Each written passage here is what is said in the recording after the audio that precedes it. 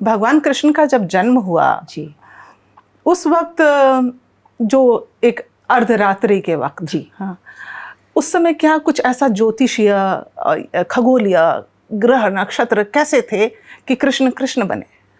कृष्ण का नंबर देखिए 8 number, infinity का नंबर, विष्णु भगवान के 8वें अवतार।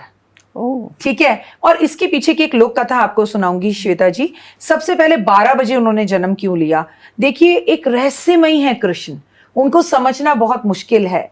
आप देखिए ना, रस्सी से मां बांध कर जाती थी और उसके बाद भी वो गवालों के साथ अपने दोस्तों के साथ खेल रहे होते थे, और उसके बाद मां वापस घर आती थी तो वो रस्सी से बंधे हुए मिलते थे। तो वो तो रहस्यमय थे कि वो तो भगवान है। लेकिन एक बात याद रखिए, कोई भी उन्हें भगवान कहने से पहले ये कतई ना भूले कि वो भगवान थे, वो भगवान है, वो कड़कड़ में वास है। लेकिन वो बायोलॉजिकली धरती पर उन्होंने जन्म लिया, मानव की तरह, आपकी तरह, हमारे तरह।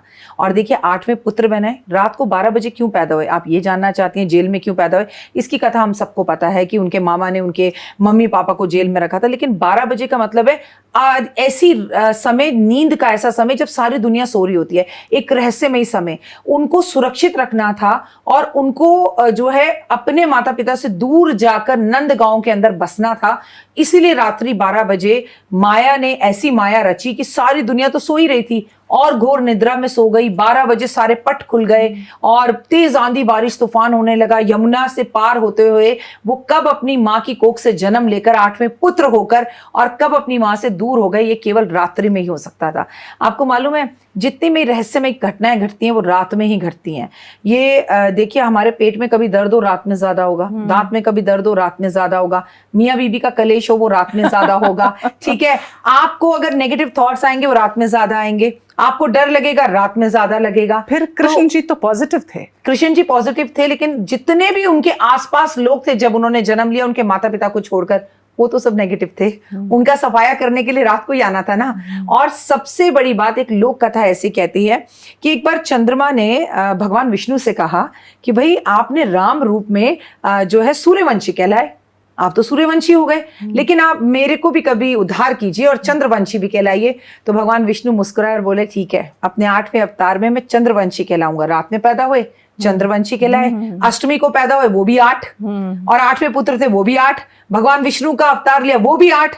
इन्फिनिटी जन्म का वो जो 8 है वो भी 8।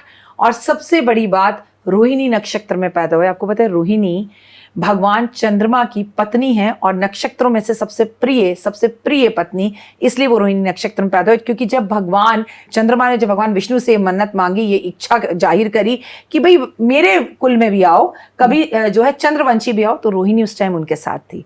इसलिए वृषभ उनकी राशि है। मैं आपको बता दूं, रात को 12 बजे पैदा हुए हैं, जेल में पैदा हुए हैं, और जेल में हर चीज नेगेटिव होती है। लेकिन इतनी बड़ी आज आपको बात करने जा रही हूं, जिन भी ऐसे दाम्पत्य के जीवन में संतान की प्राप्ति नहीं होती, सारे ज्यादातर एस्ट्रोलॉजर जानते हैं कि हम उनसे कहते हैं कि जेल में बैठे हुए कैदियों की मदद करो। कोई बेकसूर कैदी अगर जेल में है तो उसकी पैसे देके जमानत करवा दो, उसकी मदद कराओ, उसके वकील के पैसे दे दो। जैसे उनके माता पिता बेकसूर थे पर जेल में थे। ऐसा करने से आपको संतान की प्राप्ति 1 वर्ष में होती है।